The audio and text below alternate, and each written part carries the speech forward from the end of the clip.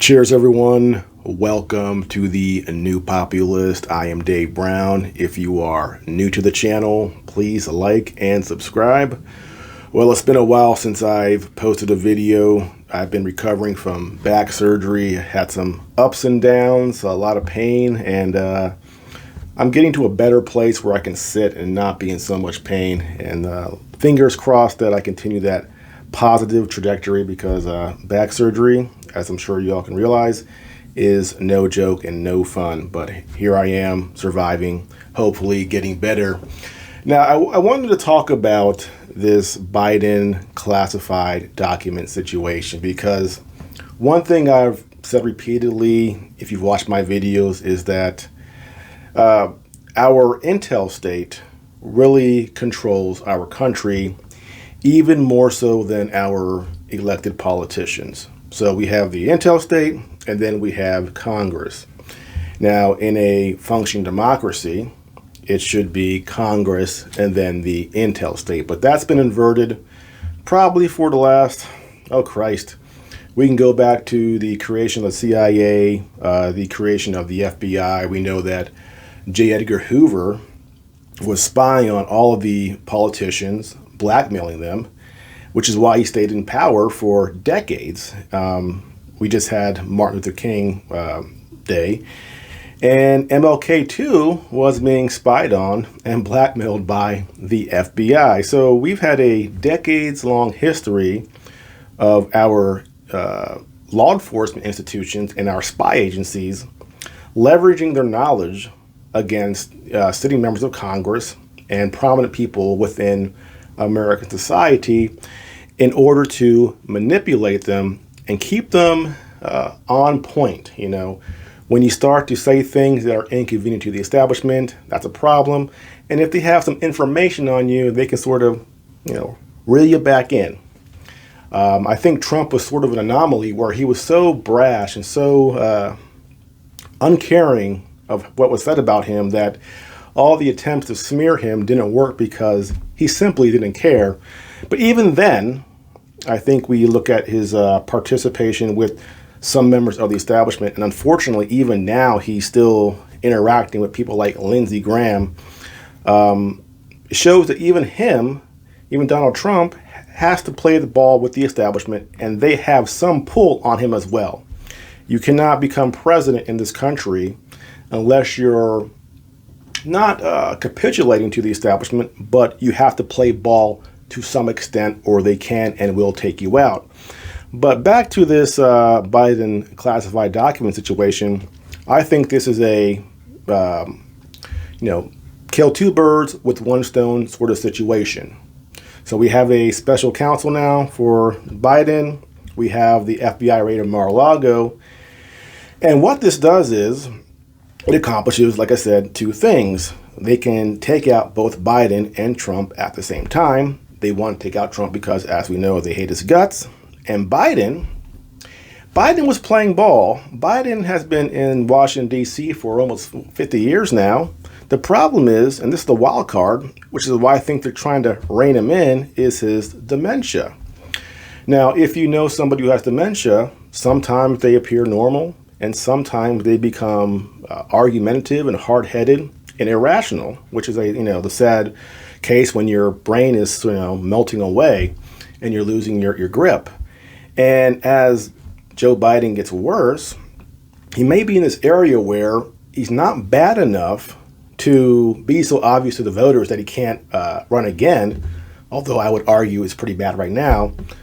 And if he has that situation where he's not that bad per se, but he has those elements of dementia, he becomes more or less controllable, and he's less likely or less able to be controlled by the people around him. And so I think the deep state, the people in Washington, look at Joe Biden, they're going, man, the deal was you run for one term and then you leave.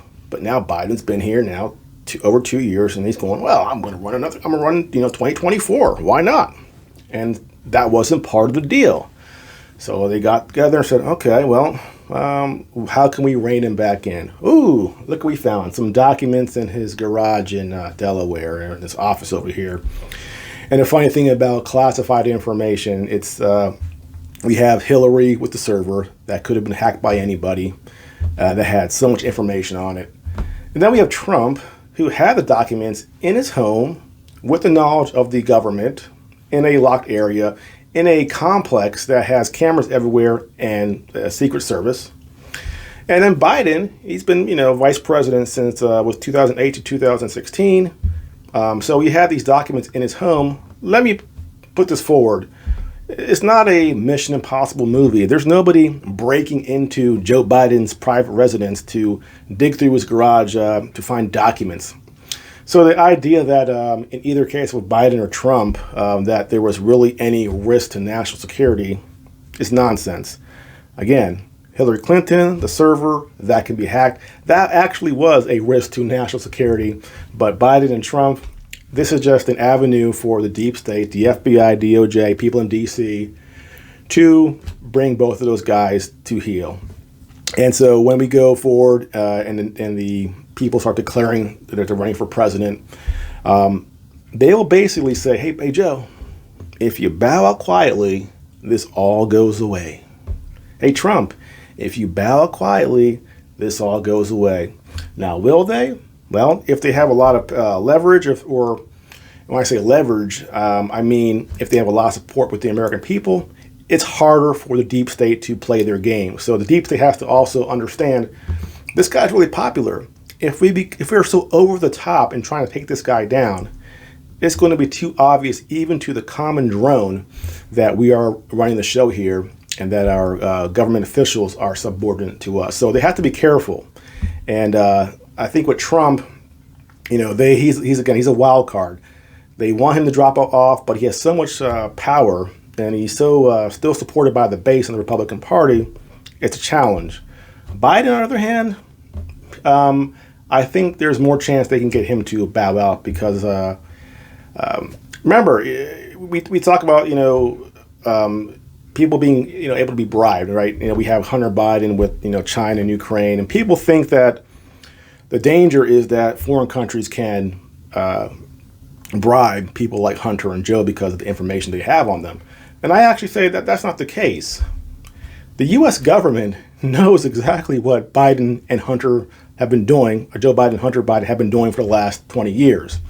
If you are the vice president and you are the vice president's son, believe me, the DOJ, the FBI, the CIA, the NSA, the Intel State, they are very well aware of what those two guys do.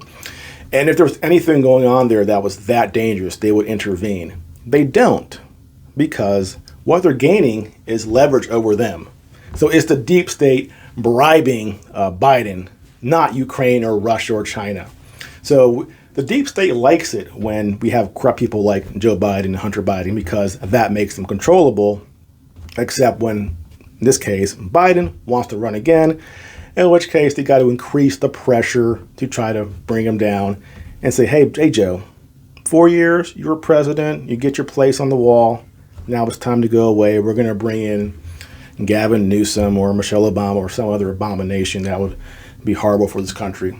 So again, the point here is that the deep state, the intel state, they are running things, they are controlling things, and I wish the common person would realize just how much power they have. And I repeat it over and over and over again. How does somebody stay in power in the FBI for 30, 40 years? And we know on the record he was bribing and blackmailing politicians to stay in power. That happened. And the building in Washington, D.C. is called the Hoover Building. So the guy who was doing this has his name on a building 40, 50 years later. What punishment did he pay for subverting our democracy, which is what they're doing when you have an FBI official bribing sitting people, members of Congress and the president? That's criminal.